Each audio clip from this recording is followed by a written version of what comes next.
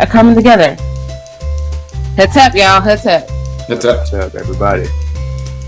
The little one's over off to the side. I don't know what he's doing right now. I think he'll be all right. All right. We want to thank Kwesi for that brief 20-minute synopsis on today's objectives.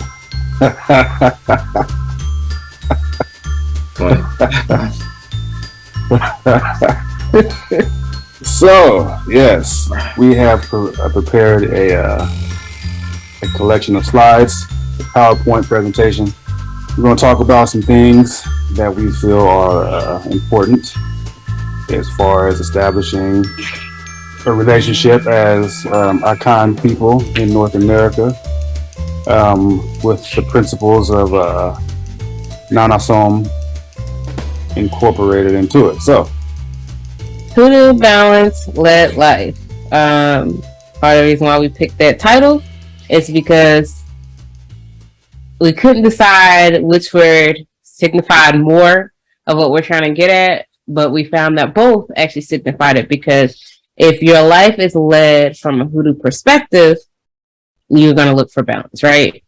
And anytime that you do come out of balance and you still live by a Hoodoo perspective of your life, you practice Hoodoo, then you are going to do things that you need to do to get yourself back into balance.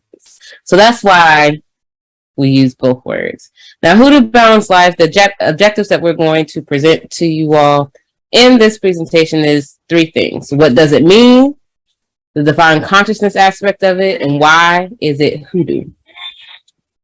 Okay. So, what does it mean? You know, Kwesi published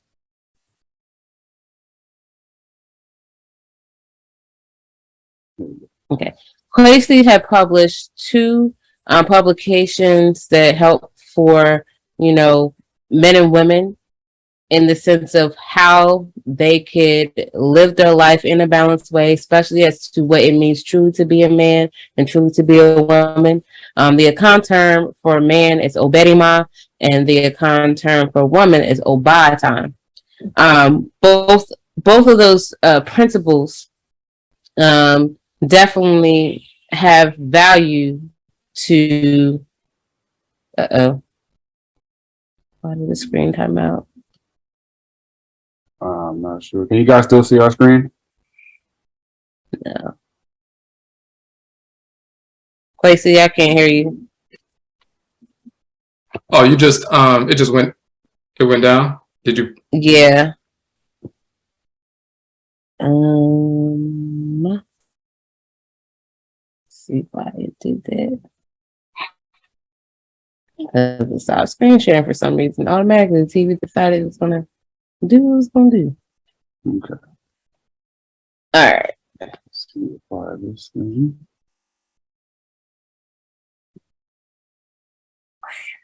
Can you see our screen now? I know it's just showing you. The screen Oh, is just showing us. Oh, I had to go back to the screen share. Hold on. Hey there.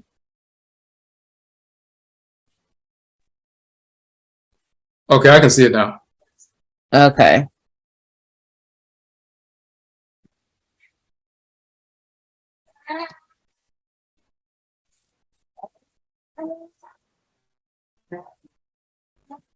Okay. Back to where we were. Sorry about that, y'all. Technical difficulties. So with these principles, they do the acronym of Oberima and Obatan. There are principles that, you know, Jennifer, when he published these books, through the inspiration and the people who have given him and helped them to see what those principles mean, they point to what order and balance looks like if you are truly a man or a woman. Obayeofa, Oberima. Baby, you can say that better than me. Sorry, I'm struggling. Obaye Ofa, Obarimaya Ofa, Ne Obrabo Sase Fimu. That means woman is half, man is half, is the law of ethical existence in the house of the Earth Mother. And I think it's important to understand that when we're talking about laws, we're talking about institutionalized principles that we live by that pretty much ensure our survival into the future, ensure our longevity. So this law is in place and it is intrinsic, you know what I mean, to our survival as a people. And that's why you kind of see the breakdown of this so-called society of America right now, because this principle right here is being totally disrespected and disregarded by these Americans. Well, and part of it is because they don't understand truly what it signifies to be Obedima or Oba, you know? Absolutely not. So because they don't know and understand that, they have trouble really trying to balance that out. Right. So the first principle of Obatan and the first principle of Obedima is order. That's the O in both of those words. O, order. Okay. With order, that's when you are recognizing the divine order of creation, the balance of female and male. And that means, or balance of male and female. That means you are respecting the physical, emotional, mental, cultural, spiritual sides of both of male and female. Now, male and female is energy, but how it manifests physically within our forms, there's differences, right? You often sense the masculine is more of like the spark, and in the illusion of the spark is, you know, related to the sperm cell, right? And then you often see the feminine side of the female side as more receptive, and that is the house is receiving that spark, the energy from the male side into the female to create a being, right? Those are two complementary sides, right? The ovum cell is not going to be superior to the sperm cell, and the sperm cell is not going to be superior to the ovum cell. But they both are necessary, right, to create a being. Both sides are necessary to be able to understand the flow and movement of energy, our thoughts, our intentions, our actions. And when imbalance occurs, well, oftentimes you see unstable individuals. Oftentimes, yeah. You'll see, you know, men wanting to be women or women wanting to be men. You'll see toxic masculinity and toxic femininity, where either side is trying to overcome the other side. You'll even see an inability for either side to man up or woman up to their responsibilities and be accountable to them. And the perfect example of what we see that is in parenting, right? You know, the narrative, and I understand the family institution is under war by design, but the challenge that we often have is that you often point out the absentee of a father in a family, but never point out the absenteeism of a mother in a family, or the fact that, you know, a mother may be very toxic in how she raises her children. She's, you know, demeaning them every chance she gets. If she has any sons, she's emasculating him and wanting him to be more effeminate, or whatever the case may be. Or the other way around, like, you know, if there is only one parent in that household, they have to try to be both roles. But sometimes if that person is unstable, they may make that child or those children to be the roles of what they lack. Like, for instance, if you're raised by a single father, you know, he may be very overprotective if he has a daughter, but also makes her do all the womanly things and take care of him in the way that a wife should be taking care of him, or vice versa. If you have only a single mother, she could be very domineering and always in a masculine space and place, and trying to force the male child to be a man in a way that a husband would be a man. So it's those things that we have to be mindful of and understand, that because of our enemies, the whites and the offspring, that's where the insanity and imbalance come from. And we try to define what man and woman is based on those ill-conceived concepts, that no wonder we're having issues. Well, I think it's important to note also that speaking cosmologically, you know, when we're talking about any uncorrupted African tradition or African culture, we always recognize that there's never been a time where there was God without goddess or goddess without God. So the balance between masculine and feminine, it existed pre-incarnation before human beings, Afro-Akhan or Afro-Akhan, were even put or manifested here on Asase. This principle existed. This principle was law. You know what I'm saying? So for people who have been separated from not only their identity, but from all of the philosophy and the principles that come along with that identity, it's important that we get back to understanding why we are who we are based on our cosmology. Like I said, there's never been a time where there was Inyame without Inyamewa and vice versa. So Right.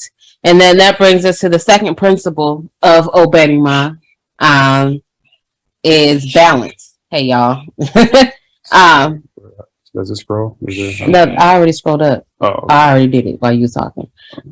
So the second principle of both Oberima and Obatan is balance. You know, in Obatan, it talks about perpetuating the balance in every aspect of your existence. And in Oberima, they talk about establish the balance in every aspect of your existence.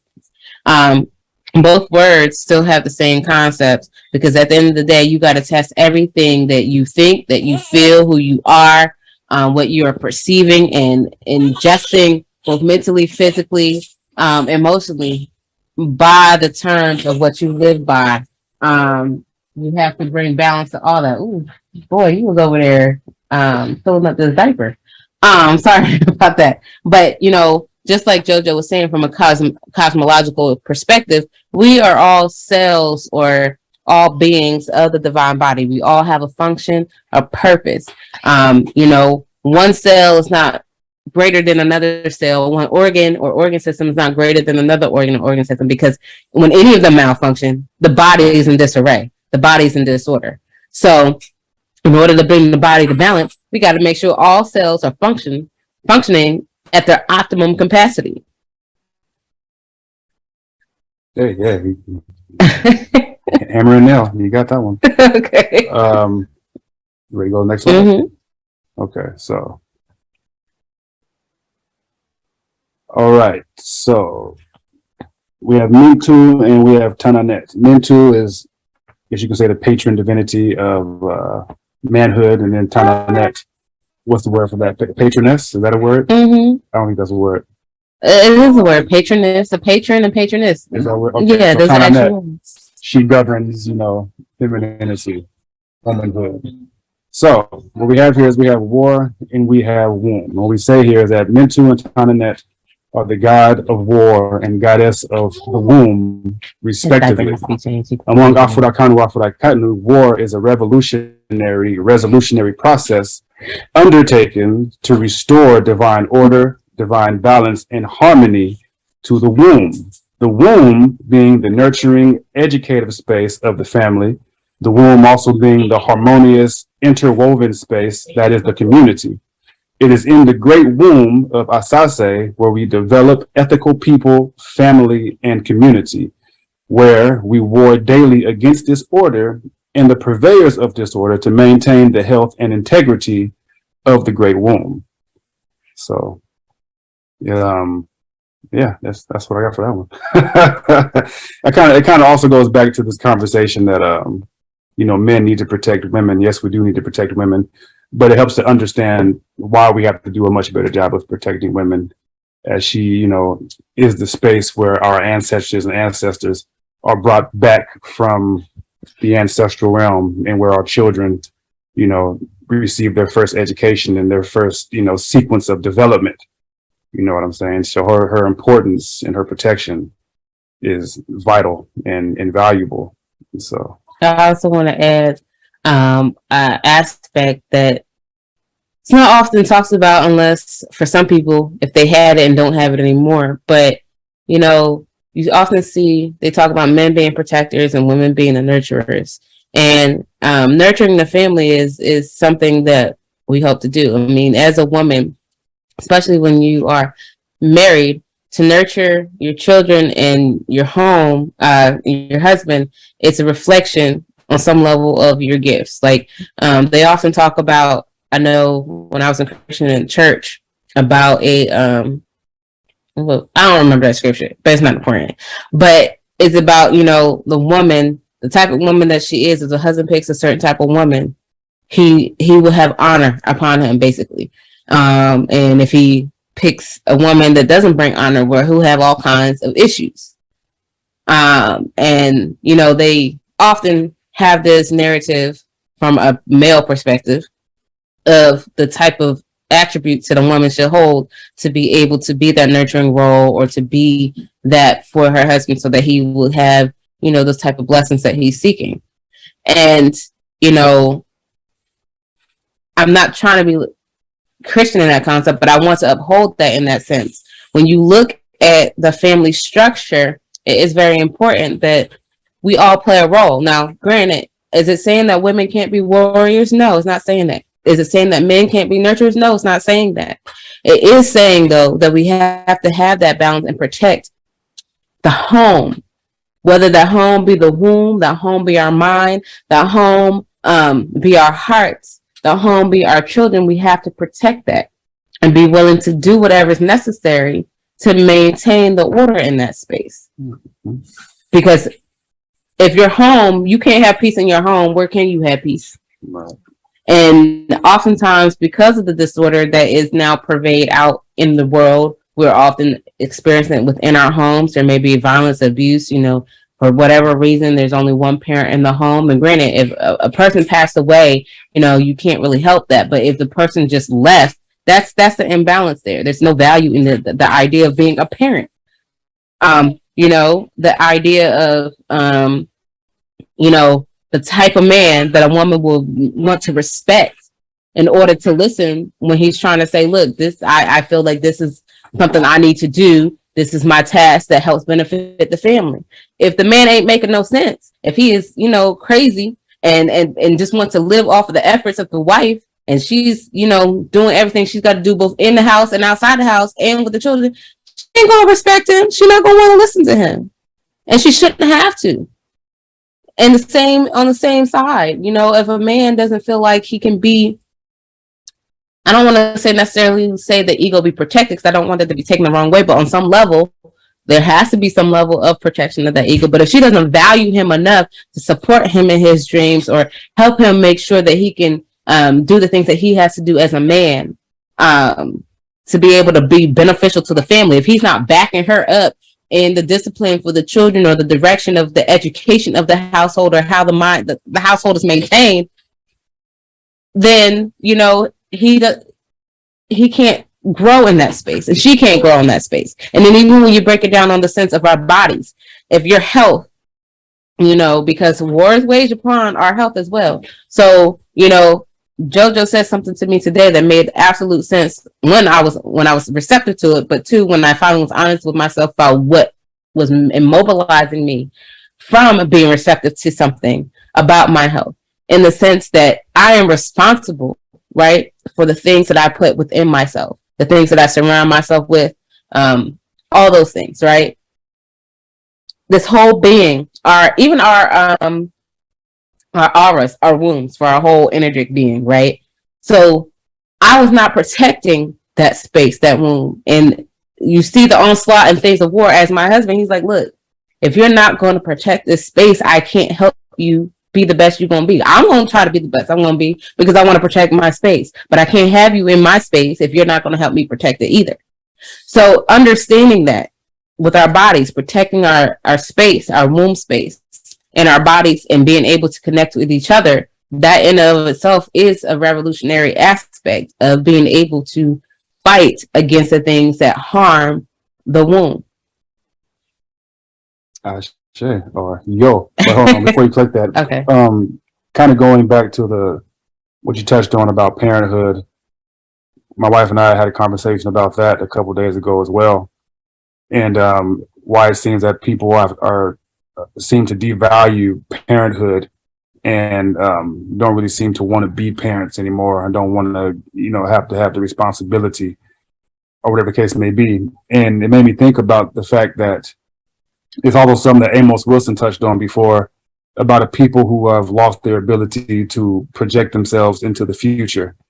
And for people who don't look past today, don't look past the weekend, it's hard to value something as far as important as parenthood, which is the act of, projecting not only yourself, but projecting your family into the future. It's a future institution. It's you engage in actions that today that are going to have consequences once your child is born until they eventually perish, and then they have their children, and the cycle goes on and on and on and on. So for people who are incapable of looking, 100, 200, 500 years down the line, it changes the way you think. It changes what you value. It changes things that you put your energy and your potential into. So I think it's important as Afro-Dakanu, Afro-Dakadi people that we get back to being able to see ourselves in the future and project ourselves into the future. Because if you go back to ancient Akani land, if you go back to ancient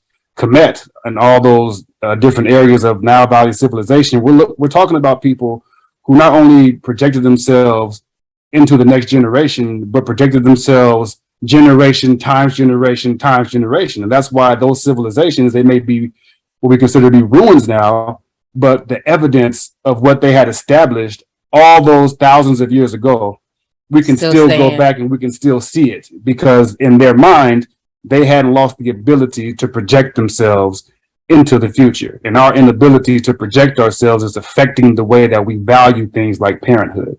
So I know it's a difficult task at this time, because being under the subjugation of spirits of disorder, the whites and their offspring, many of our people can't get past the weekend. You know what I mean? Can't get past the month. And we think it's an achievement when we say, oh, what's your 5-year plan? What's your 10-year plan? And for people in our position, maybe that is sort of an achievement. But the ultimate goal is to be able to get back into a situation where we can begin to project ourselves back into the future like we used to, like it's an inherent part of who we are.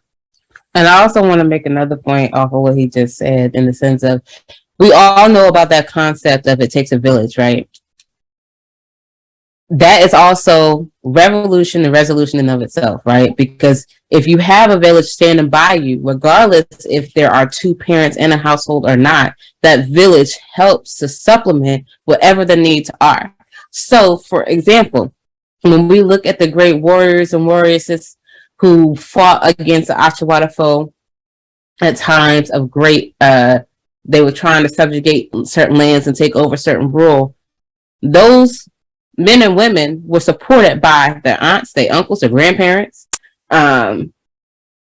cousins, everybody in, sisters, brothers, everybody that was in that village to help raise those children. So it was not going to be something that was so difficult. It was not going to be something that you'd be so worn out that you cannot project or think about past tomorrow. Mm-hmm. And those people also, because they were still able to project themselves in the future and understood that it takes everybody to raise that child or children. So there was a sense of multiple families growing up together like siblings.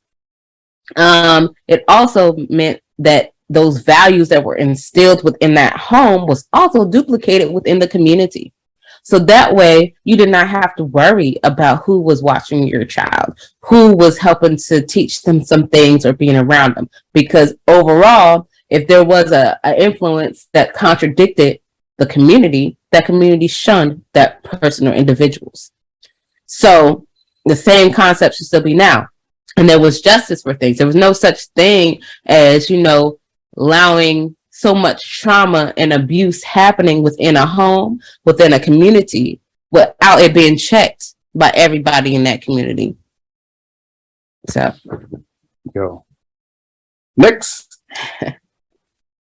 All right, I guess I'll bust this one down since I made this wordy slide. What are you saying? My wife told me my slides were wordy and that she refused to have her slides wordy. I'm telling on you, you hurt my feelings. Anyway, I'm just speaking from experience on presentations. I present the way I present. Okay, and that's fine. And that means it's going to be wordy. Okay. Okay. I'm just saying you could put a word somewhere else. and just gave them the This points is, that you're trying to make. This is a modern net chi right here. So this is another law that you can that we live by, another institutionalized principle that will guarantee or ensure our survival. So it says the universe is created through divine law, love, and the universe is sustained through divine hate. Law is the expression of order. Divine law is the expression of divine order. Hate is the impression of order. Divine hate is the impression of divine order. Divine hate impresses or imprints upon creation the parameters within which we are to function properly. Operation outside of these parameters is disorder. So we demonstrated this is taken from Modern Net Chi, one of Kwesi's publications. Okay, can you pause before you go to the next spot? Yeah, go for it. So basically, for y'all who that was a lot that he explained, he's saying creation, right? Love, law, divine love and law is what created the universe. Divine hate is what sustains and maintains the universe. Okay, so you have divine law or any law of any kind is how order or divine order is expressed, whereas divine hate is how it is impressed. It's showing you the extent of where you can go, the boundaries, the parameters. Okay, so if you think of it like a scale, and that's why he has the hall of Ma'at with the judgment scale right there. The hall of Ma'at with the judgment scale. It's that balance, that here's order, here's disorder, or here's law, here's hate. You're going to get a level of one of those depending on how you move and how you operate. All right, go to the next one. We demonstrated that Ma'a and Ma'ar, law and love in Kemet, Me and Me in Coptic are one in the same word and concept. Mara is the twin force in creation, the intotal Ma'a in the intotal Ma'at, through whom we incorporate those things, entities we need in order to establish balance in our lives. Cheat or chi, to break, destroy, hate, and commit, to hate and tree, is the twin force in creation, the intotal Herubehudet, Heruchit, in the intotal Heteru, Sekmet, through whom we reject those things, entities that we need to hate, reject, in order to restore balance to our lives. Pause. So, to reiterate, the divinities of divine law and divine hate are Ma and Ma'at, Heraketi, Sekmet. When you are in coordination with divine hate and divine law, love, you are honoring those deities. Message. Go ahead. All right, so by virtue of existing and interacting within this society, we are subject to the emanation and projection of other oracular life forms, as well as those from spirits of disorder. These transactions generate energetic receipts that we carry with us into our homes. Therefore, our conscious, spiritual, and physical condition developed outside the home can have a significant effect on the consciousness and spiritual physical condition of our sacred dwelling, our home, our family. With this in mind, the principle Madane Chi, what and who to incorporate, what and who to reject, is indispensable when maintaining the multi-tiered health of our families. We have ritual methods for discarding energetic receipts. For example, ritual smudging, chanting words of power, spiritual baths, meditations, ritual song, dance, drumming, etc. On a mundane level, removing our shoes and washing our hands upon entering the house is a simplified example of this concept. So it's about being aware that as we go throughout the world, we are constantly having interactions and energetic interactions, spiritual interactions with people who are in order, people who are out of order, and we want to be very, very aware of what it is we're bringing back into our homes and how that can have an effect on the people in the home. The same way you're not going to bring a criminal into your home, you're not going to bring a drug abuser into your home, you're not going to bring, harmful food into the home, you're not going to bring, drugs and other, types of toxins into the home. We have to take the same consideration when it comes to our physical bodies and our spiritual bodies and be mindful of what it is that we may be bringing into our home and how it can affect our space. Okay. Say word. But, and I just want to just real quick, based on what he was talking about, you know, it can be very simple. It can be very complex. It is very basic. However, because we are human beings, we tend to sometimes make things a little bit more difficult for ourselves than others. So I say the same way that you would start a new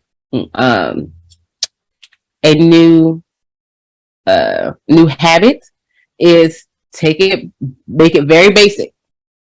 So divine law, make it very basic. You know, go to your shrine and say, okay, what do y'all accept in me? What do y'all not accept in me? And just start right there. And you build up over time as you maintain a certain level in your life.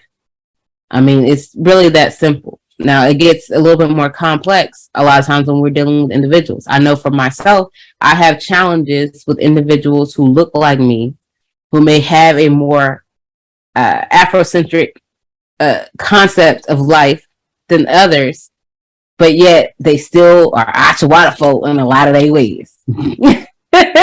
So that for me is more challenging than say my husband who don't like nobody. You know, so that is something where I really have to work on and really have to take to the shrine a lot, or just something as simple as he says, mantras daily, you know, words of affirmation, or looking at things with a concept that is still intrinsically cosmological that helps me to navigate and just keep tabs of these receipts of these people. And for those of you who have created shrines, you have your Nkom, you engage in Nkomade.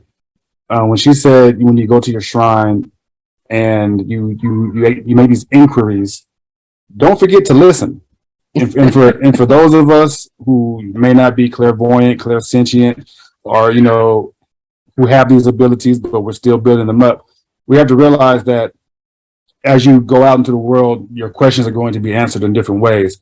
So pay attention to what other people might say to you. Pay attention to what comes across your YouTube feed. Pay attention to what you might see scrolling on social media, because if these are the things you're going to spend your time doing, those are where your questions are more likely going to be answered, because your ancestors see what you're doing. It's okay, well, let's put this right here for this person, and hopefully they'll realize what's going on.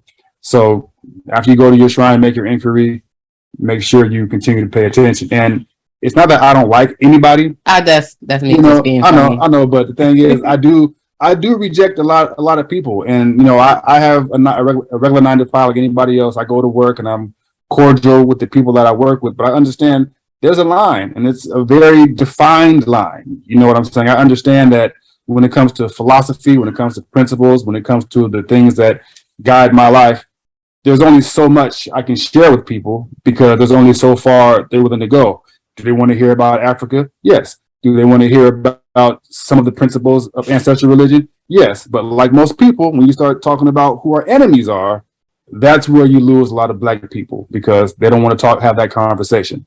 You know, I talk about this all the time. People see this amulet that my wife had made for me. They all got questions about it. And like I said, it's only so far I can go. This is a personality profile in stones. That's what I tell most people, because that's as far as their mind is ready to go to it. So it's just about understanding who it is you're dealing with. You know what I'm saying? And keeping it in its context. You know what I'm saying? And don't overextend yourself with people or for people who aren't ready to overextend and come back and have reciprocity with you in that moment or in that relationship. Right. And that's why it's difficult for me, because I always look at people, well, they at least heard this bit, so maybe I can introduce them to this much or this much. And that's the problem. You know, I have a hard time understanding how much people are really, truly able to just deal with and leave it at that. I'll be seeing the potential and wanting to work on that potential when their actions are showing me, Right. For me, like you said, keep it simple. And for me, keeping it simple, it's if you can't talk to me about who our enemies are and have a real conversation about that, I already know where you at. So it doesn't matter how much spirituality you want to talk about, how much culture and tradition you want to talk about. If you're not ready to talk about what needs to happen to these people and how this happening to these people is necessary for us to survive, then, like I said, that's where I already know we're not there. You're not there. On to the next. Yeah, I'll be trying to save every little body.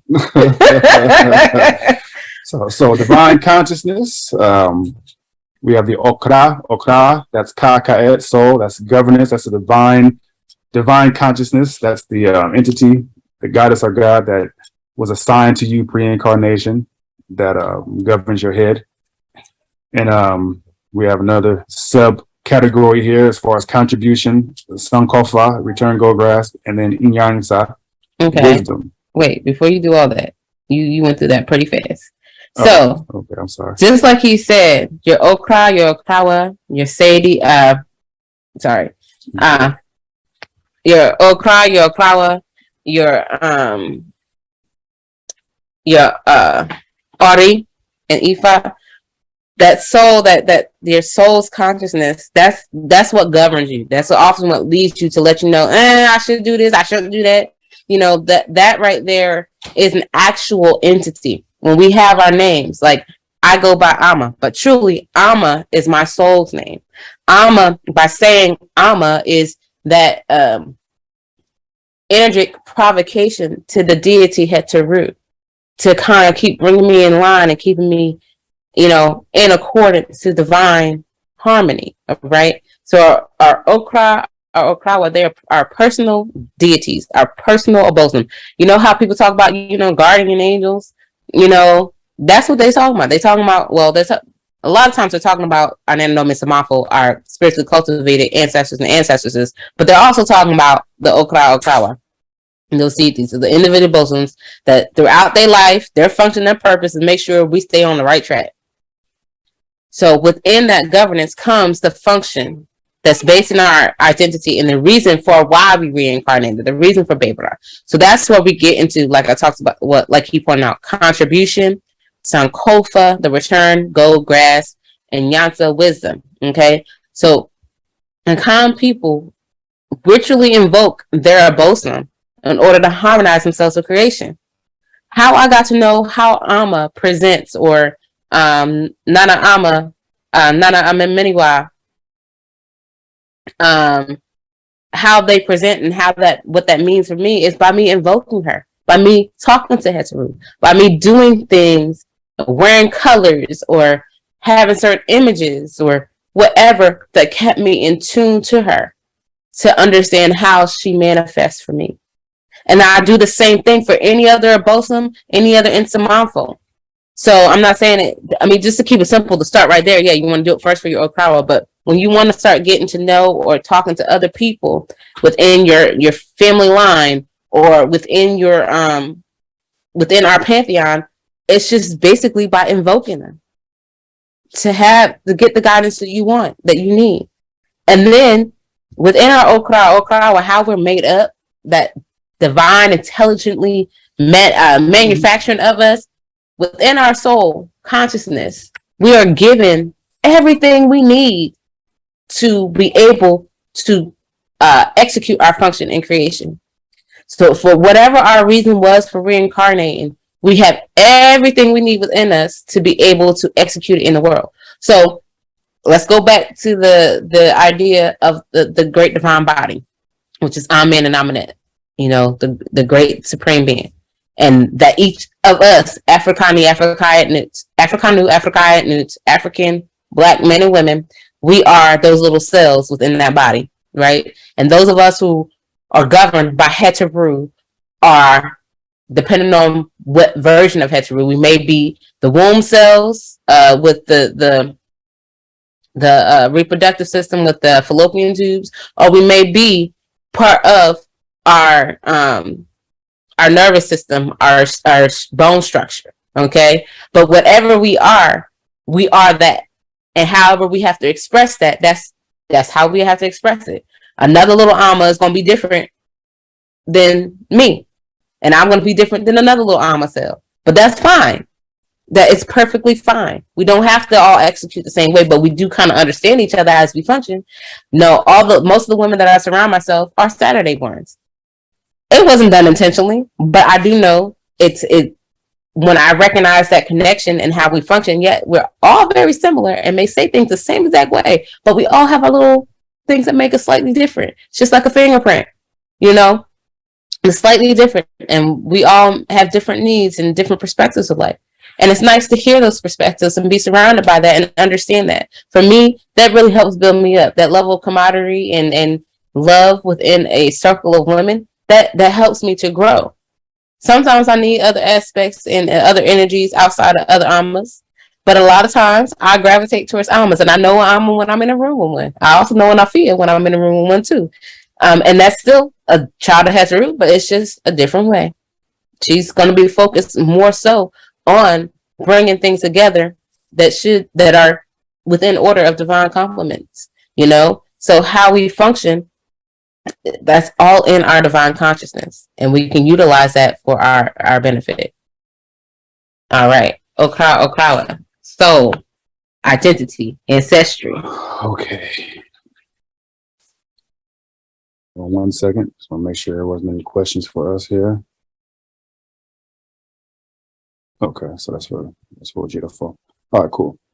Well, not all those questions. The one there was, but we'll get to questions at the end, like Jennifer has said. Okay. So this right here is from the Okra Complex, another one of Kwesi's wonderful publications. This right here is like a cosmogram, I guess you can say, diagram. It shows how she was talking about we all have our divine consciousness and we have the divinity that governs our head and our function. This lays out sort of like a map of how all of that works. So, it breaks it down by the left and right hemisphere of the brain, but also separates it into 4 different quadrants. And really the point that I want to get to is that within this complex, you have not only the divinities inherited from your matrilineal and patrilineal clan bloodlines, but you also have that consciousness and that spiritual energy from both sides. And that's really, really important in the conversation here. I'm actually just going to read from my notes.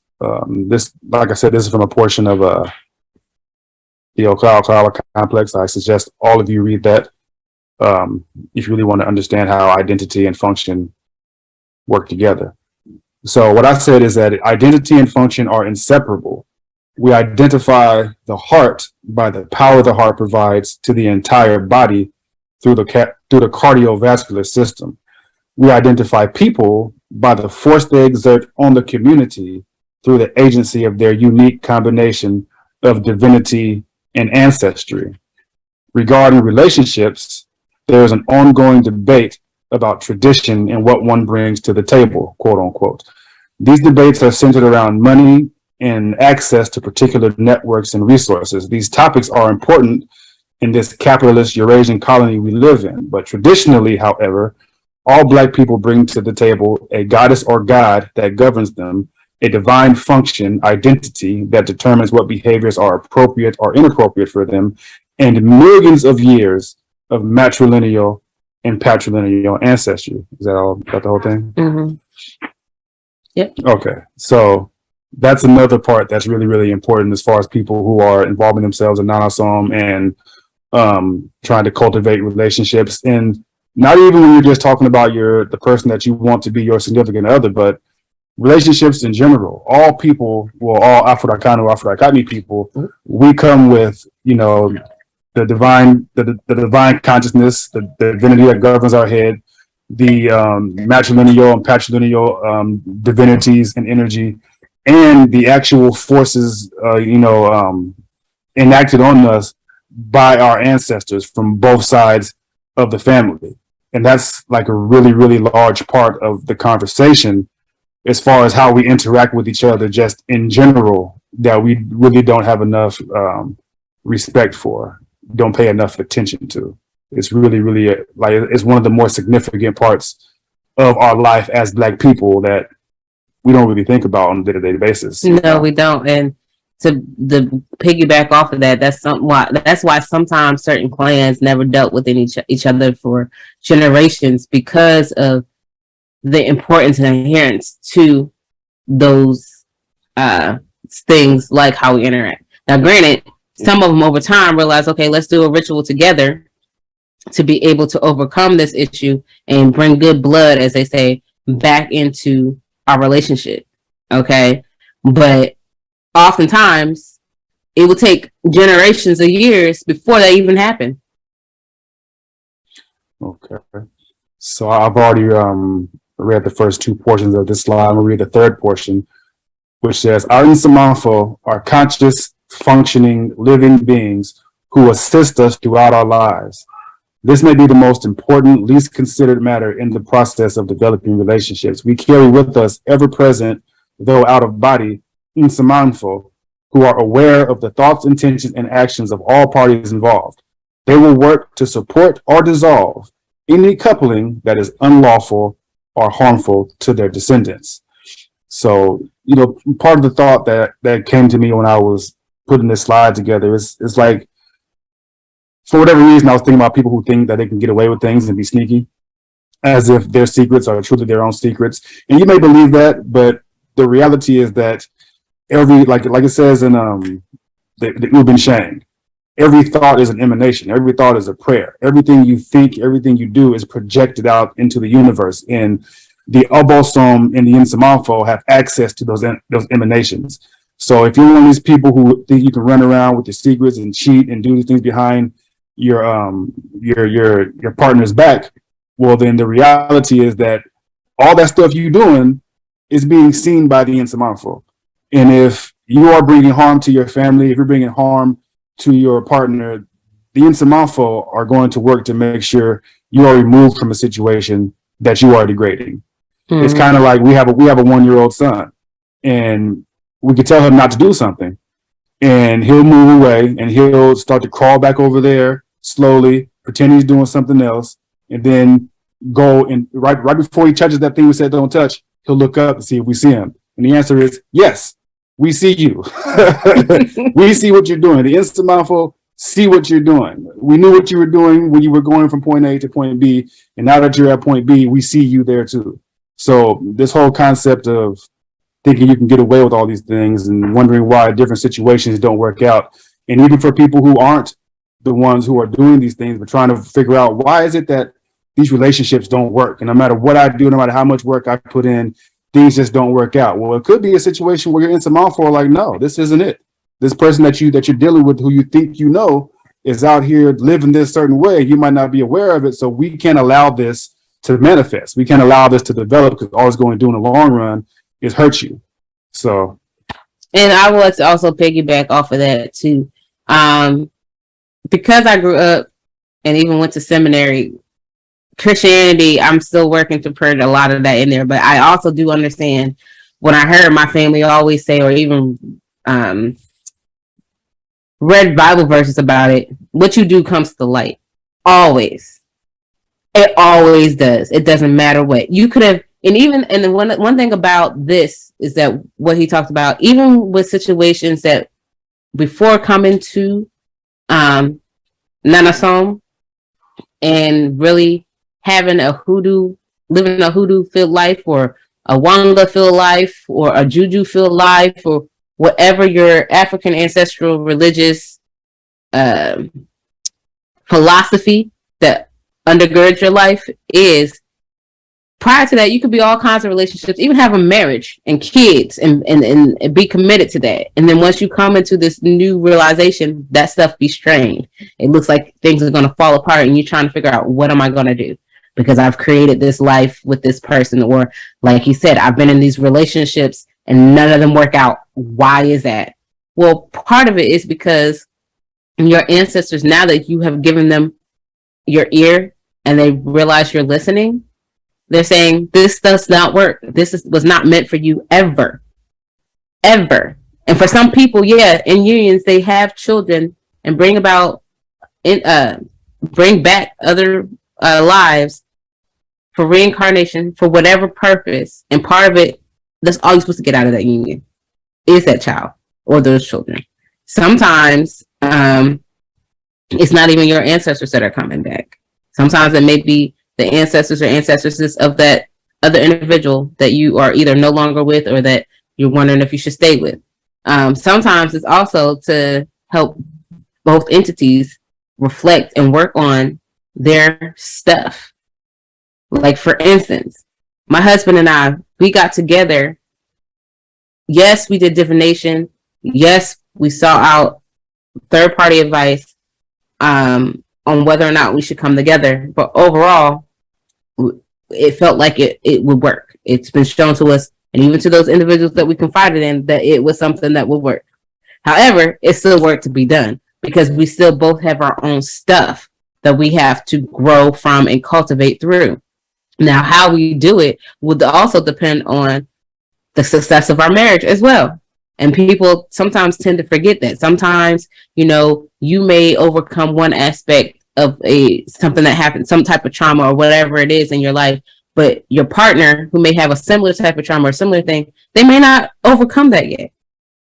And you can't do nothing about that. The only thing you can do is make sure you're going to your shrine, keeping yourself balanced, keeping your family whole and balanced, and support them, and support your partner in whatever that may mean. Whether it may mean y'all may take a period of separation, or it may mean you just give them their time to focus on them. It's whatever that means. But at the end of the day, that is something that that needs to be worked on. That is something that you can't necessarily dictate in the relationship.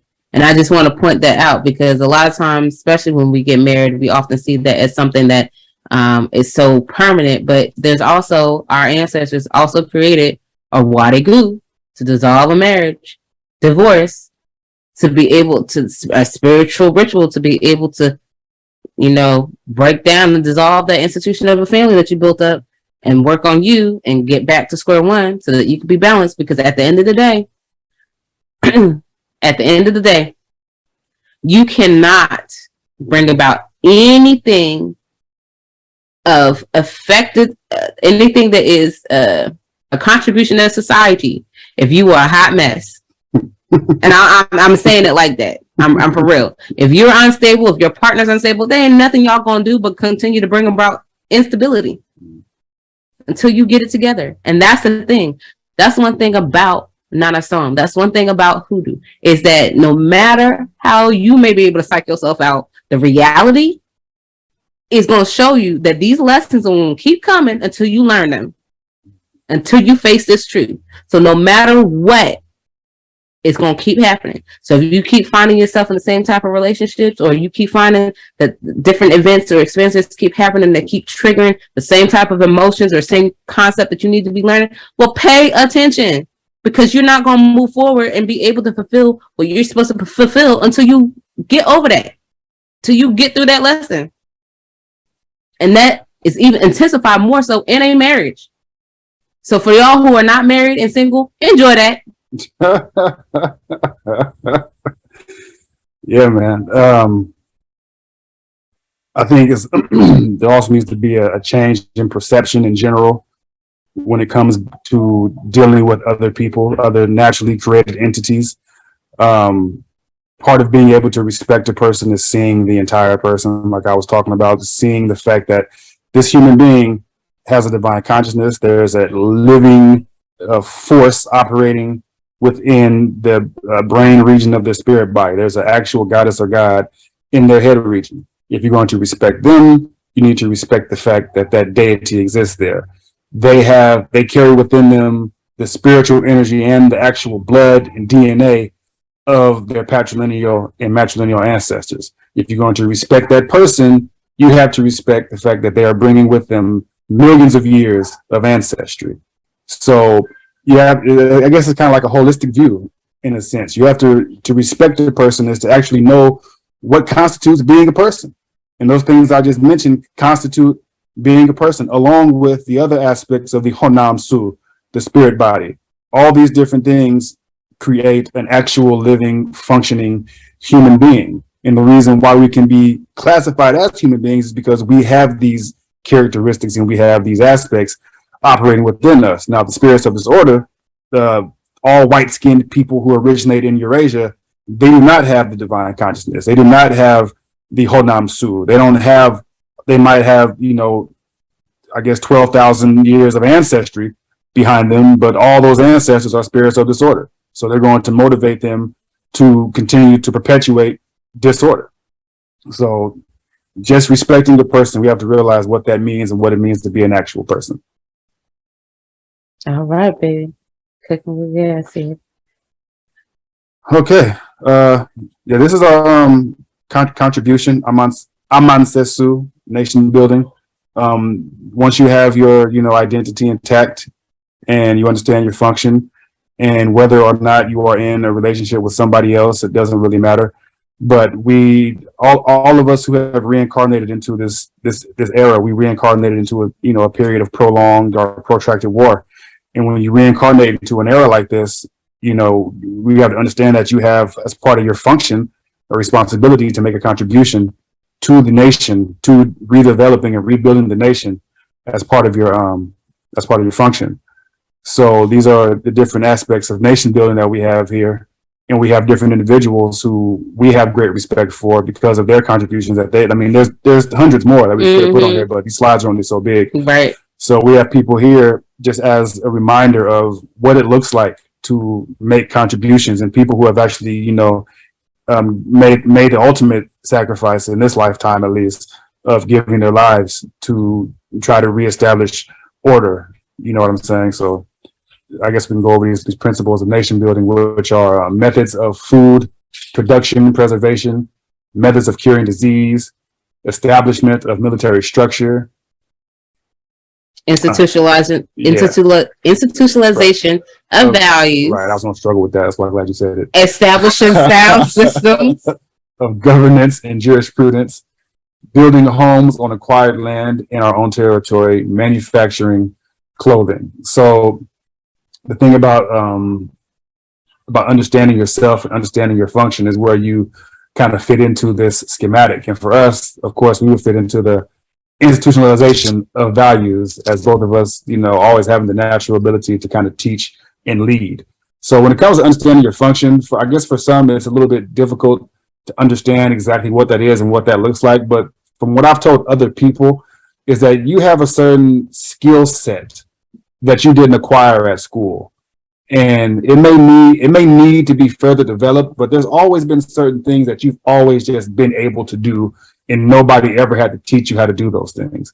Like for me, and I guess for my wife as well, nobody had to ever show us how to instruct people, how to teach people, how to put lessons together to help people, how to go about developing different people. I've been teaching people the things that I've learned personally since I was a child. It's always been natural for me to do that. So as far as executing your function, I would give you the advice of look to those things that you've always been able to do, that nobody else ever had to show you how to do. And if you never went to school to develop them ever, you would still be able to use them in a way that can help other people.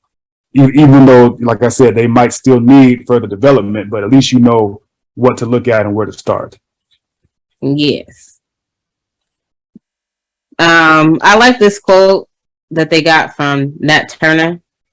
He says, "You have asked me to give a history of the motives which induced me to undertake the late insurrection, as you call it. To do so, I must go back to the days of my infancy and even before I was born." And that's what he said. And it helps us go into the next term of Sankofa, because he realized he had to bring it back to the basics.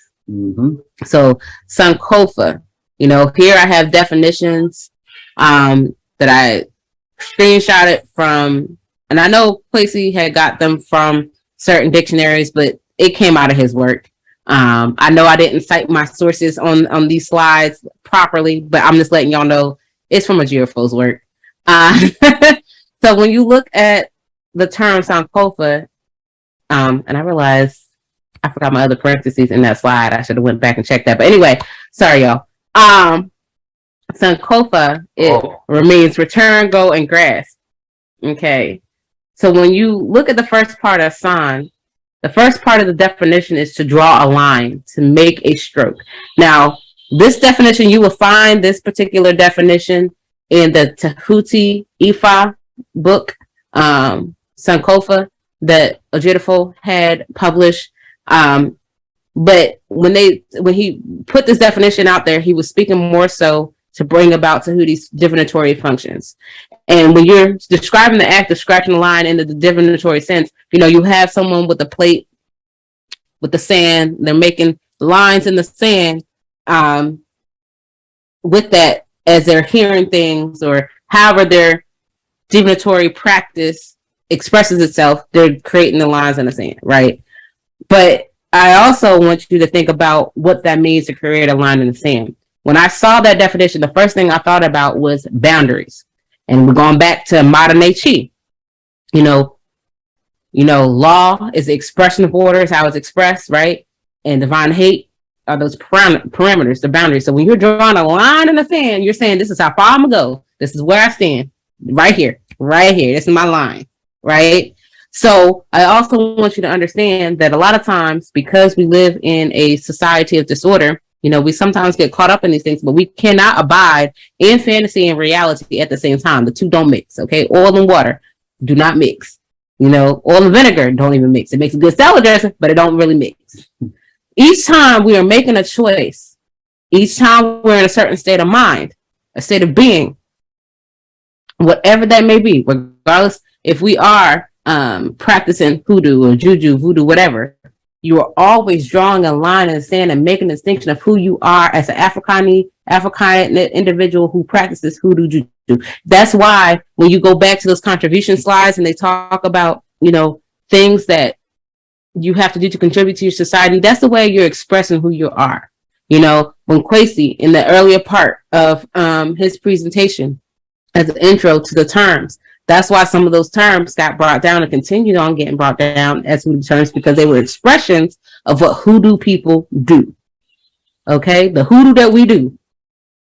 We have our moja bag. We have our jack ball. They're expressions and continue to perpetuate concepts from a cosmological standpoint and an actual physical standpoint. What that means. He brought out moja, the matrilineal inheritance and clan, the blood,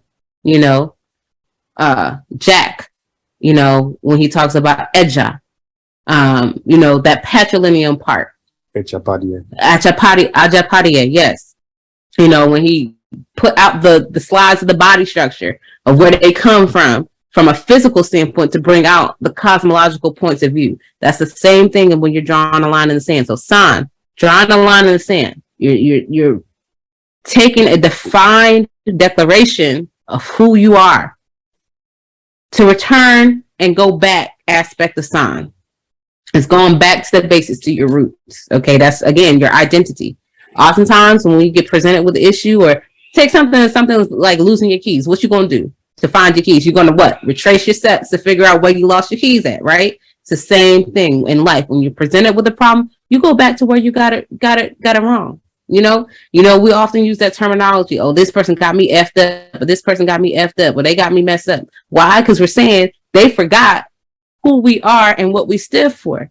And that's why the communication or the actions in this relationship cannot stand. So we're going to show them that hate, that chi part.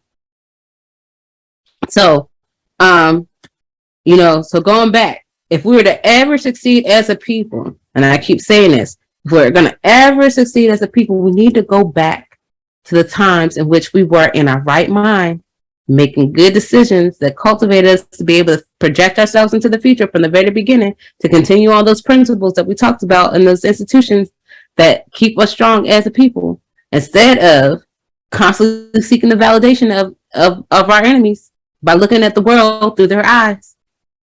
You can't make it make sense.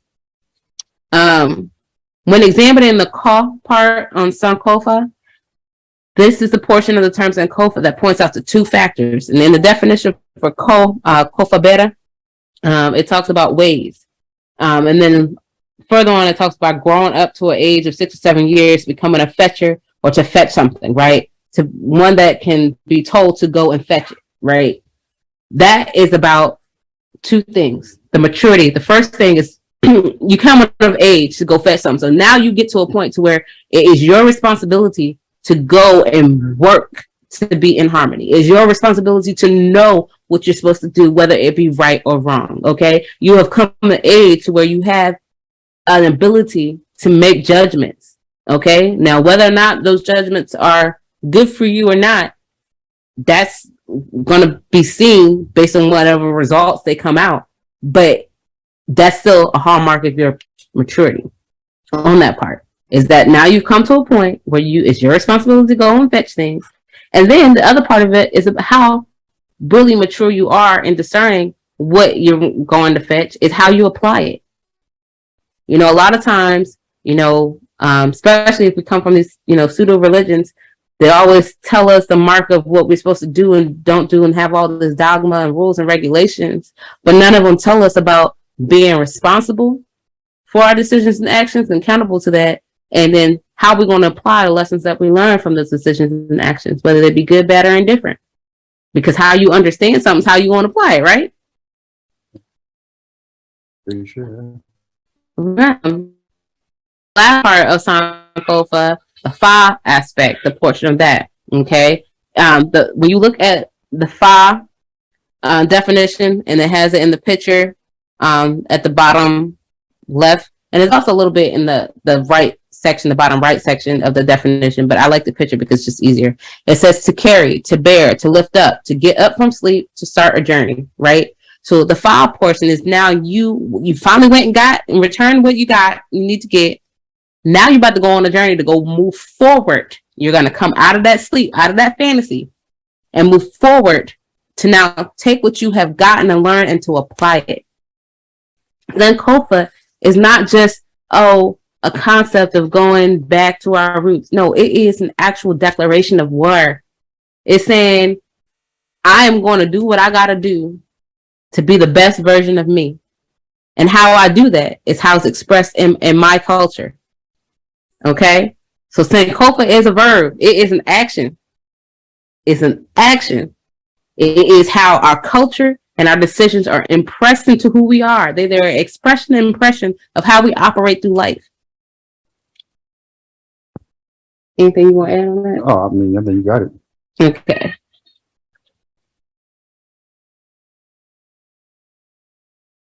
Uh-oh. The next slide. Come on now. It ain't budging. Oh, there we There you go. go. I was missing. That's embarrassing.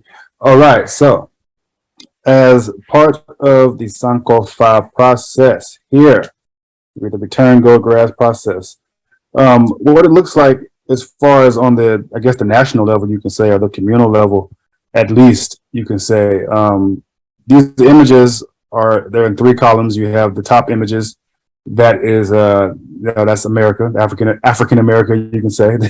Then you have the images in the middle. Those are from West Africa. And then you have the images on the bottom, and those are from civilizations along the Nile Valley. And the thought here is that, it shows the strength of Sankofa and how it has to do with no matter where we go in the world, no matter where we migrate, either by choice or by force, we always seek to reestablish our own communities where we are the people who are in control politically, socially, economically. We are the people who create and institute laws and ordinances. We are the people who protect it. You know what I'm saying? So when we were forced to come over here to the Americas, as you can see, you have Mound Bayou, Mississippi was a black town after emancipation. We have Battenville. That's Edenville, Florida. Then we have Blackton, New Mexico. Then we have, of course, the Gullah communities. And this Gullah community isn't even the one that they're in the Carolinas. This one's from Jacksonville, Florida. So we have these people who recognized who they were from all the way from Florida up into the Carolinas, and they sought to reestablish their culture and reestablish their way of life along those coastal lines. And we did the same thing when we migrated into West Africa. Of course, you have a picture from Yorubaland, Ghana, pre-colonial Congo, image from Mali. Then, of course, you have ancient Akhan land and ancient Kemet. So, like I said, a really, really important part of the Sankofa process is, as individuals, we want to go back and grasp and get back to our roots on an individual level. But we have to understand that ultimately we're going to have to do this on a national level as well. And we're going to have to reestablish our own civilizations, actual civilizations, not societies, not these societies where criminality is law, and refusing to go along with criminality is crime. You know what I'm saying? That's the condition we live in now, where as long as you are glad to be implicated in the crime that is the USA, then you are a citizen. But if you want to operate outside of this criminal industry, then you are committing a crime. So we don't create civilizations based on that. We create civilizations based on divine order, the divine law, so on and so forth. And we've been doing this for, a very long time. Thousands of years. Okay, the next part, Inyasa. Now, I screenshotted some excerpts from Kwesi's publication of Ankh to go into Inyasa.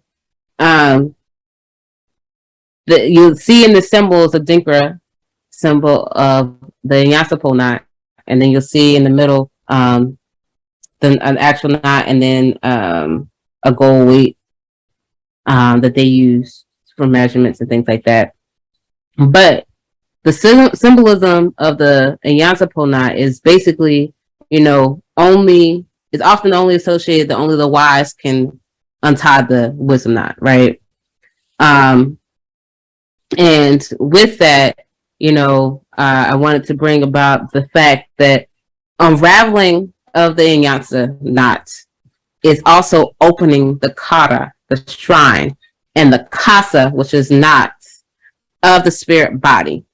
So basically, and I think this is also what Kwesi used to explain yoga as well. Ankh, Bo and Kwa, Ankh, the origin of the term yoga. He talked about when we're harmonizing ourselves with the deities, with the Abosom, we're doing things to harmonize with them. We are opening ourselves, our bodies, which are the shrines, right? To now undo the knots of our spirit body. So undoing the dysfunction, undoing the trouble that we're having to understand things, unlocking those obstacles that keep us from being our best selves. We're unraveling those things and now being unified with them, being restructured. Now, so anybody who's ever done a yoga class, or if you've ever been to a chiropractor and had to get a spinal realignment, you understand how relaxing that can be, right? After just getting yourself straightened up and put back into a way that now you can operate without, too much distraction, or without pain, or without all that. Now, of course, whatever it takes to open up you as a shrine, and that's those life lessons when you're doing that work, it ain't gonna be easy. It's not gonna be harm. It's not gonna be not gonna have pain. There's gonna be pain associated with it. Okay. Sometimes it's gonna create an internal scar that helps as a memory to help us remember, one, how far we've come and how we got through, and two, maybe to not do whatever it was that led to that scar again. But when you are becoming wise and invoking Inyasa and actually walking in it, you have built your connection with your Okra Okawa. You have built your connection with all the Abosom that govern creation, and you're walking in divine order. Wisdom, when we incorporate wisdom into our life, it increases the tumi, or energy or power of our work in hoodoo, and helps us to properly navigate relationships. Now, when people talk about root work, when they got the moja bags, or they talk about turning tricks and, the things in hoodoo that you often hear about, especially when they talk about folklore, medicine, and magic, they're not realizing and understanding that the power of what you can do is related to your connection with the Abosom and your Insamofo. Think about it, right? I remember somebody told me a story about there was a relative that they had that just used soap to defend off a known predator in the community when he came up and was looking at herself and another relative, and they were young girls at the time that had, they're going through puberty, their bodies were developing, and he was looking at them in a certain way. And that relative, I think it was their grandmother or great aunt or somebody, came out with her soap and the intention and the command that she said to that man. She didn't really have to do much, but his car, he had this car that everybody in the community knew. And this car, they knew him by the car. And by her scraping that soap and that intention, that to me, that power that she had, it started busting tires in his car. Started messing up parts of his car. And he looking back and he's frantic and upset. And she told him, don't you ever come around here no more. It's because of that to me, that connection she had with her patrilineal, matrilineal abosom, with the deity that governs her head, with her Nananomensamanko. She was protecting her girls. So that's what I'm saying. Your root work won't work if you are not in alignment, or if you're not genuinely doing things to get back into alignment. And I don't want to just make it seem like we're being bad, reprimanding. But I want y'all to understand that when you fall off, the next thing you fall off the horse, the next thing you got to do is get back up. And how you get back up are the things you need to do to get yourself back into alignment. That's what I mean. Yeah, well, wisdom is it's a resolutionary process. But before you can even get into the process of resolution, you have to recognize what the problems are. You have to recognize what we're trying to revolve around, what we're trying to resolve. And I think it's really important as we start to develop families and things like of this nature who recognize their ancestry and who recognize that they have a function and who recognize that they reincarnated into this time to execute a very specific function as part of a plan to liberate our people and to bring about our sovereignty. We have to recognize that we have individual problems, and yes, we want to resolve those, but we also have very serious national problems. And part of being wise and part of establishing yourself as a wise person and a resolutionary person is trying to be active in resolving this major issue that we have, which is, disorder, which are the spirits of disorder in the way they've manifested themselves. But of course, we know that white people are a problem. They've been a problem. There's never been a time where black people and white people lived harmoniously. There's never been an era in world history where there have been a civilization where black people and white people were equally liberated. It's never happened. It's never going to happen because black power and white power cannot coexist. Spirits of order and spirits of disorder cannot coexist in the same way that a body can't maintain longevity having healthy cells and a multitude of cancerous cells at the same time. One has to go. And if the healthy cells went over, then okay, the body can get back to living a long life. But as we all know, if cancer wins, the body dies. So we have to get to the realization that these cancer cells, they ultimately have to be taken care of. Otherwise, there won't be any longevity for any of us. You know what I'm saying? So, waiting for my wife to come out of the restroom. But yeah, these people have to go. Got to get rid of them. There's never been a time where we've been able to live harmoniously with these people. In that time, it isn't coming. It is not coming. When cancer wins out, the body goes. And it isn't just, we like to think of it as just a people problem, but it's not just a people problem. These people they haven't just destroyed Black lives. They've been driving several species, several life forms into extinction ever since they got on this planet. Like there's never been a time where they haven't been a destructive force.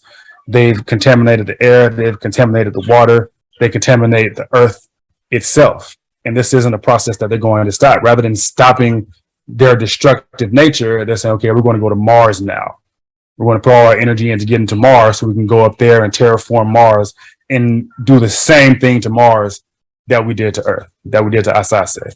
So this is ultimately why these people are a detriment and why these people have to go, because their disorder doesn't just affect Black people. It's a disorder that affects the Earth. And if we let them leave this planet, it's going to be a disorder that starts to affect whatever planet they can find a way to terraform, because these people are insane, and they've been insane. So, why is this hoodoo? Don't come sit down. Yeah. Why is this hoodoo? It's pretty simple, really. Kwesi had already sort of explained it as far as the etymology goes. You know, we've been describing ourselves and our cultural practice as hoodoo ever since we were, you know, on the Nile Valley, creating civilization in the Nile Valley. We called it Utu or Udu. We called it, then we migrated to West Africa, and we began calling it Undu or Udu.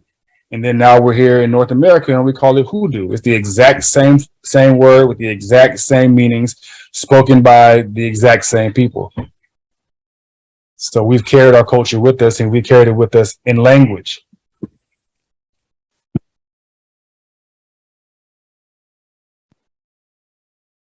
Okay. Anything to add to that? Nope, you already did it. Okay. Because at the end of the day, if you say you practicing anything else, it ain't hoodoo. I'm just gonna let you know right now. So anything else ain't hoodoo. This slide is hoodoo root work. We have excerpts from Kwesi's Hoodoo People publication, where he breaks down the word undu, edua, undua, eduru, undu, unuru. I'm not gonna go into that specifically. We just wanted to express that, you know, simple things, you're doing root work, whether you're outside in the sun, giving offering to your bosom. The pictures that you see, we were actually, it was our anniversary. So our wedding anniversary. So we went out and did a ritual and gave offering. So the bottom pictures are pictures from that. And then the top one there was when my husband was sick, and I knew he was sick. He didn't say nothing to me, but I could tell because he was sniffling going on. He sounded congested. And I went and grabbed some herbs that I have and made a tea. One part of it I had is a tincture that I actually had already made that has some herbs and some a menstruum, as they call it, already made. And I just put that in with some other herbs and tea and gave him that, and told him what to do with it with instructions. So that's really it.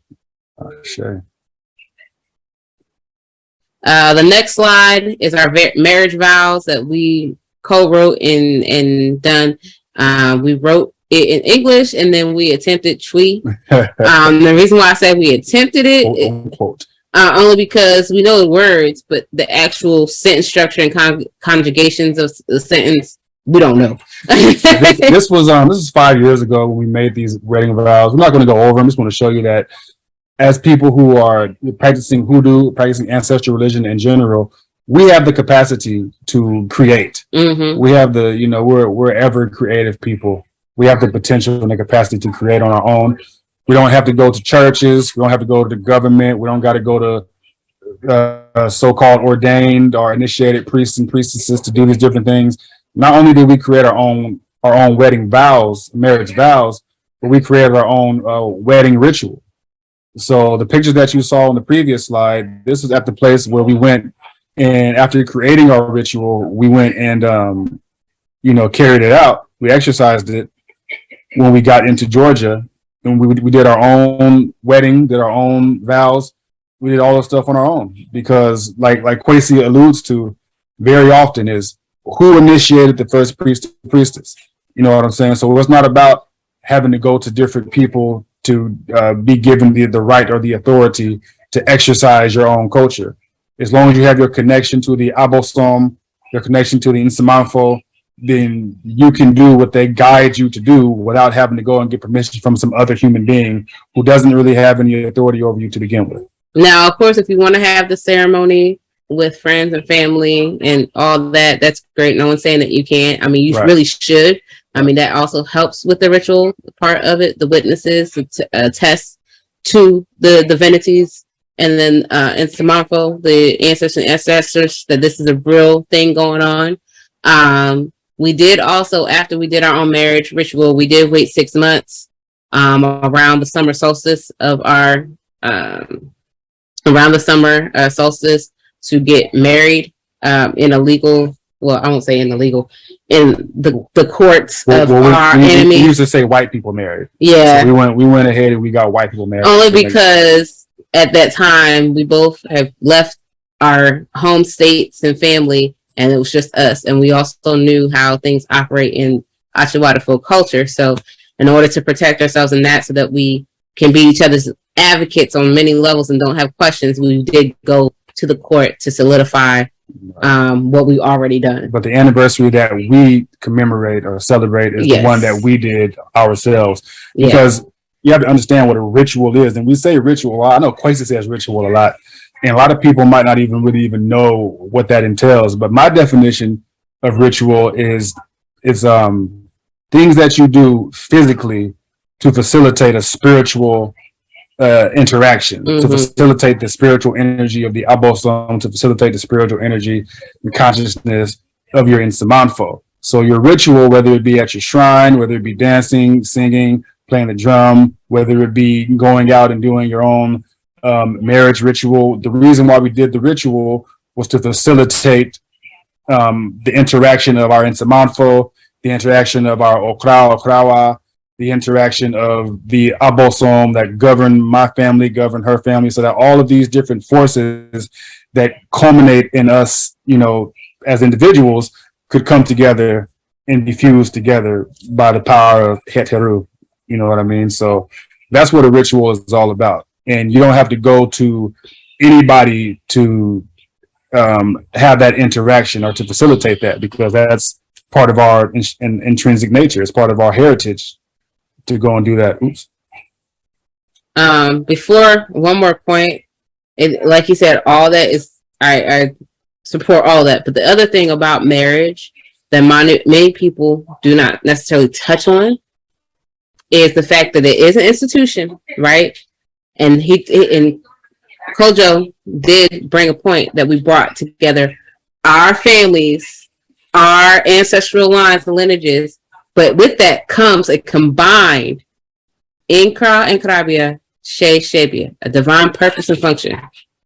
So, with that being said, when you are married to somebody, you are not your own entity. What you do is going to affect them, and what you both do together is going to affect not only your family, but how the rest of the communal body of African people. So, recognize that. You can't. I know Achawadafo culture talks about, you can do you and do this and do that, but what are you doing to help the we in society? And then when you come together with another person, it's y'all responsibility now to do more work together. So that's one reason why he and I have a similar function. Let JoJo tell it. He feels that a man and a woman that comes together to be married, both of y'all functions individually are similar, which will help the collective function. That's what I perceive. I guess we can ask Kwesi to, kind of discuss that a little bit more if he has anything to add to that particular point. But in order for two people who have Inkra and Krabia to operate in harmony, their Inkra and Krabia have to somehow function together. There has to be some reciprocity there. And honestly, I think he actually is on the right point, and he does make a valid point, because I always keep thinking about it, because every time I think about it, I think about the deities, right? And I'm just going to give you an example. Ptah and Sekhmet. A lot of people often only see Ptah, right, in the sense of giving wisdom and instruction and healing. They don't necessarily think of him as war. But then when they look at Sekhmet, a lot of times they're thinking of her as war, but they don't always think about her aspect of healing. They both have similar functions when they operate together, right? He will create plagues, she'll cut down people. He will help heal and give wisdom on how you use that medicine. She will do the very same thing, just in a slightly different way. So their functions are similar. So yeah, then you're right. Yeah, I suppose so. But also Ptah as sometimes I guess there's also the extremes in a sense, right? Because you have Ptah as the architect who's doing the building, but then you have Sekhmet as the person who's doing the deconstructing, to break it down, breaking things down that don't need to stand anymore. Mm-hmm. So, it's about finding that balance, and that's what this whole thing is about. It's about that balance, Absolutely. Absolutely. And you also, I know in Ifa, there's a story about Ogu, and, Oshun together as a union in the sense of technology and innovation. Okay. So you have Ogun's function of smelting things together, typically with iron, building things, right? And then you have Heteru's function of fusing together complementary things to make something new, right? So they're both coming together when you're thinking about technology and innovation and how to do things. All right, y'all, we got 2 more slides. Yeah, I'm sorry. We didn't mean to make this presentation so long. We really didn't. We thought we were going to give y'all a nice little 45 minutes. It has been 86 minutes. We got 2 slides. That's what we were talking about, Kwesi. Right. So this is our son. This is Kwame Nyama Jamu. The picture here on the left, that's my wife. We had our baby at home. Well, not we, but my wife gave birth to our beautiful son. Technically, we did. You were part of the equation. And she gave birth to him in our living room. We had another assistant from the Ojita mine who came up from Florida to assist us in the process. And this picture here is after, right after the birth of Kwame. They were on the couch together, and I snuck in to get in the way, be in the picture. Oops. Well, you didn't know she was going to take a picture. I didn't know she was going to take the picture until she sent it. This is him, like 3 months old, maybe more, maybe less, in the middle, and then here he is, as he stands today, as a year-old little munchkin, big head boy. Okay, so Kwame Nyama Jamu. Before we even get to what JoJo's trying to explain right here about Kwame's name. There is a story between me, him, and the lady who helped us. I don't want to necessarily give her name because I know she's shy about stuff like this. But the story that makes us all laugh is that I underwent 13 hours of natural labor. Mm-hmm. I wanted to have him in the water, but the water was making me and him very comfortable, but was also prolonging the birth. They both had to get me about the water, and JoJo not so much because he already knew how I felt and he wasn't trying to be the bad guy. But our friend, she didn't mind being the bad guy because she wanted to help me get this baby out. She kept telling me I had to walk. And they both kept cheering me on because I was exhausted. By that 13th hour, I felt the baby coming and he looked like he was coming lower, and she, did her little check and test and said, yeah, he is very lower. He's in position. At that time with my contraction, she told me to start pushing. Man, I was tired. Pushing. This boy didn't seem like he wanted to come out. He felt like he wanted to stay. It wasn't until I started screaming his name and squeezing JoJo's hand. And she's rubbing my back. And she's like, go ahead, sis. Yes. Scream that boy name. Say what you got to say to get him out. I started screaming his cardine. And that's when I saw his head. I was like, wait, y'all. Do y'all see his head? Is his head coming out? And that's like, what? They looked. It's like, oh my goodness, his head's coming out. That's what helped bring him out, was by me screaming his cardine. So that for us all is, we find it funny, but it was also the power of invoking that deity that governs my son's soul. All right, y'all. So Mayn, that is the divinity that governs our son's head. That's why his name is Kwame. Kwa is a servant or child of, and Amen, Kwame makes Kwame Mayn. So the second name is Nyama, and Kwesi talked about Nyama or Njama, King Jama, Safohini Nyama.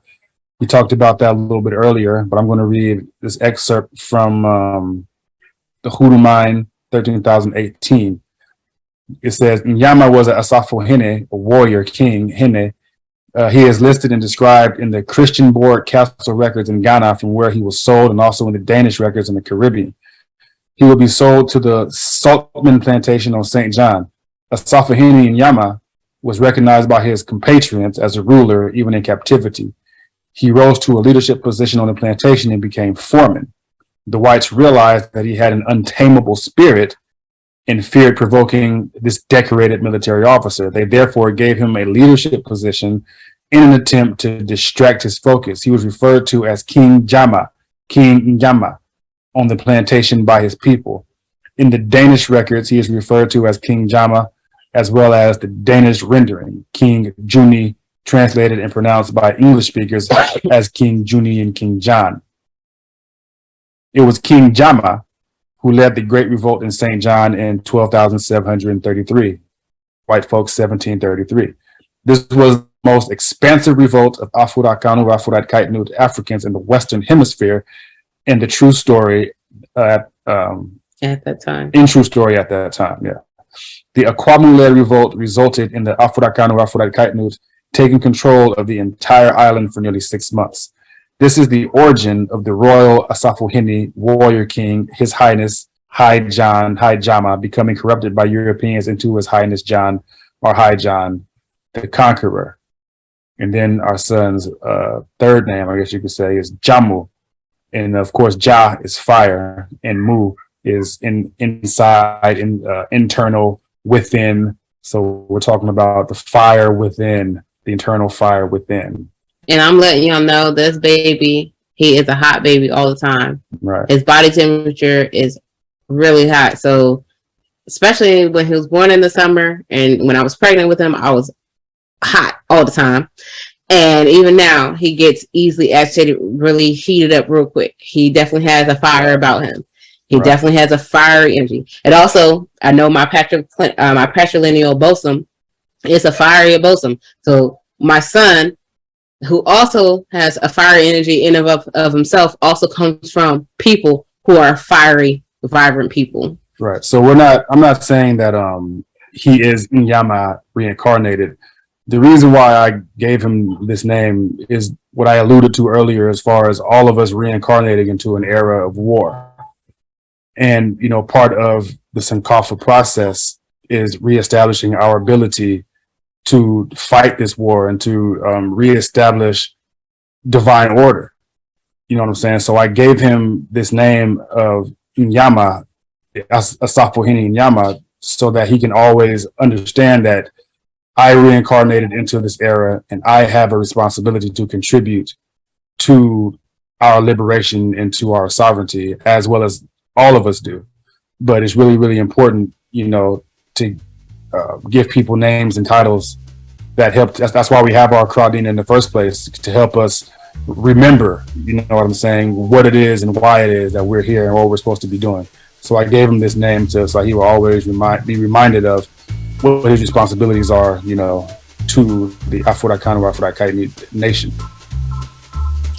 All right, that ends our presentation. In that part, I know this is the time, I guess, where people can ask questions. We do apologize for keeping y'all so long. Yes, we really do. We didn't mean to have an hour and a half presentation.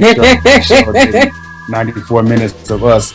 But to answer your question, Abba, about people that aren't with ancestral religion,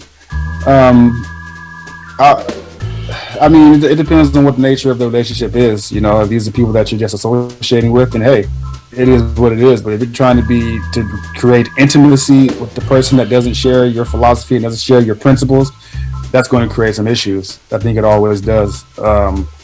Unless people just kind of ignore those things. And what's the reason to do that? I wouldn't expect somebody to ignore your philosophy and ignore your principles just for the sake of being able to share a home with you.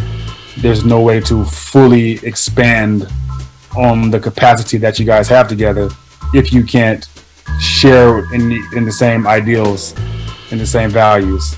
Yeah, I mean, in all honesty, it depends on how you met the person, right? If the person's at your job, then you just keep it about work.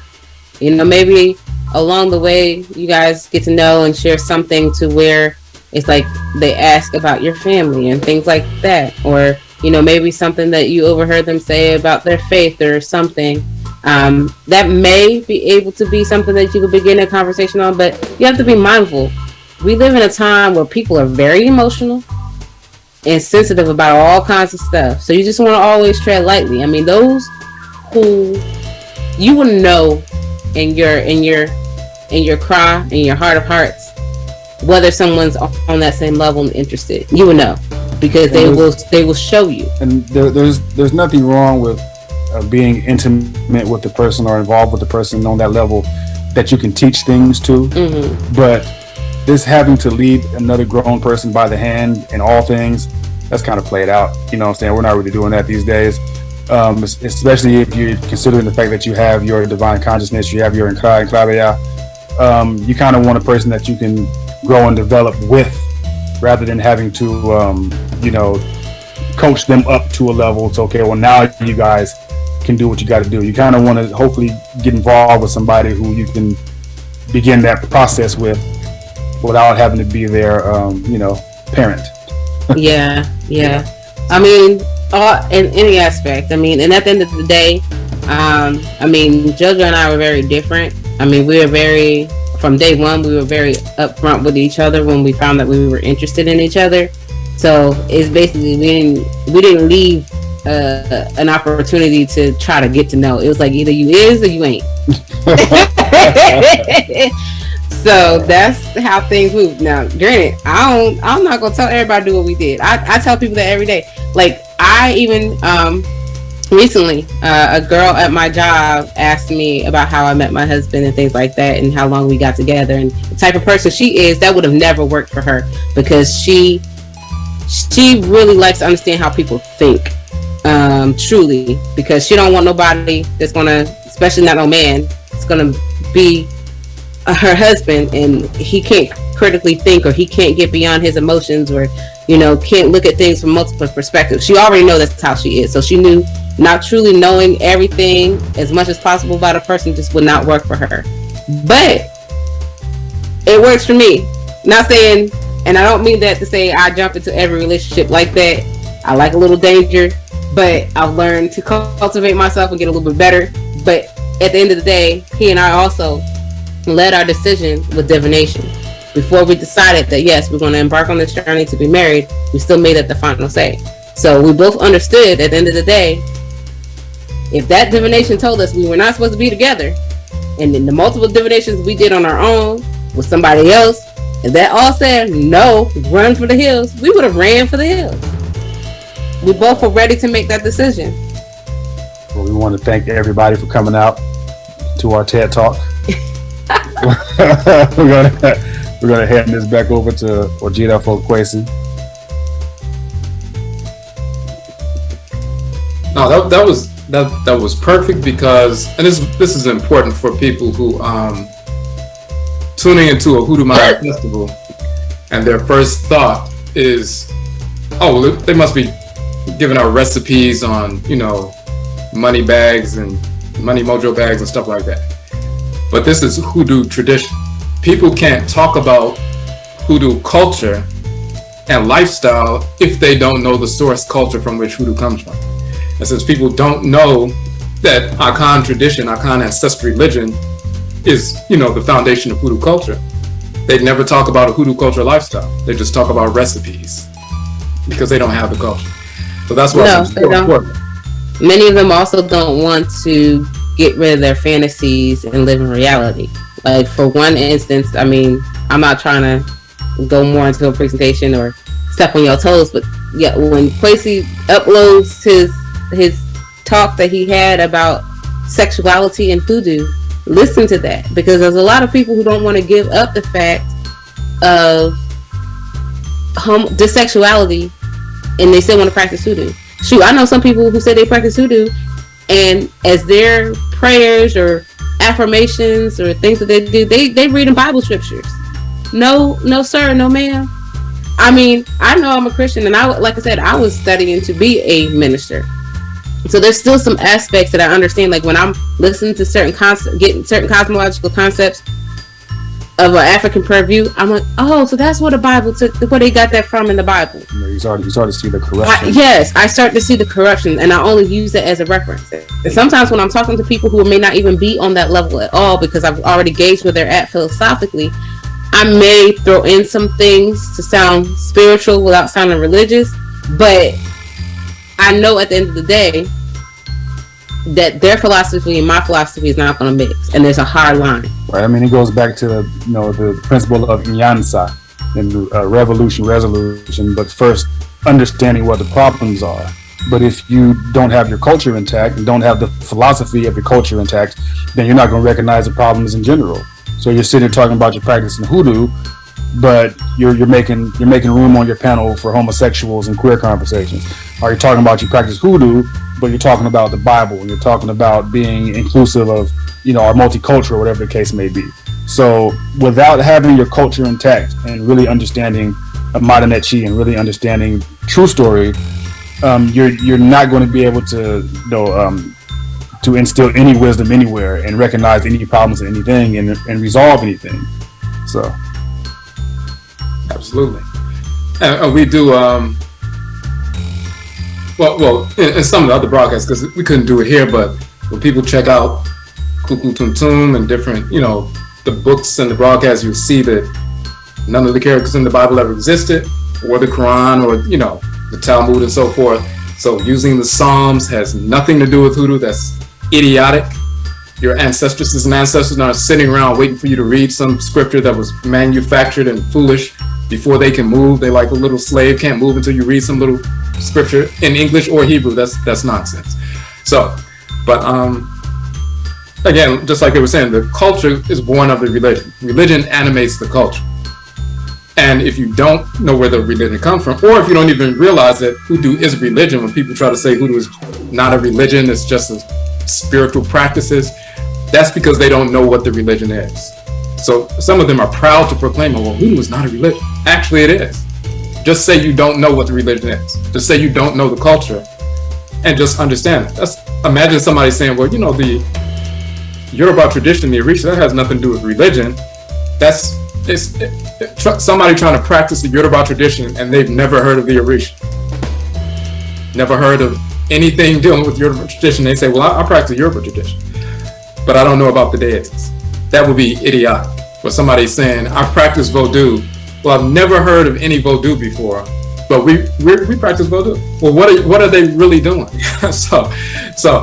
But once you understand that the religion is the foundation, it animates the culture, then you can talk about the culture and how we incorporate hoodoo in every aspect of our lives. But if you don't know what the religion is, or even know that it exists, or the foundational culture, then you can't talk about it as a lifestyle, and then you're reduced to talking about recipes and things like that. So, okay, so what we're gonna do is we're gonna take a little 10-minute break for everybody. If you want to take a break, go get some food or something, take a 10-minute break, then we're going to come back and I'm going to do this presentation on the spirits called the Haint spirits that everybody talks about. You hear about there's a Haint and Haint blue and all of that. We're going to get into detail about that, and then we'll be done. So we're going to it's 3:46, so 3:56 we'll be back. 10-minute break and we'll get back.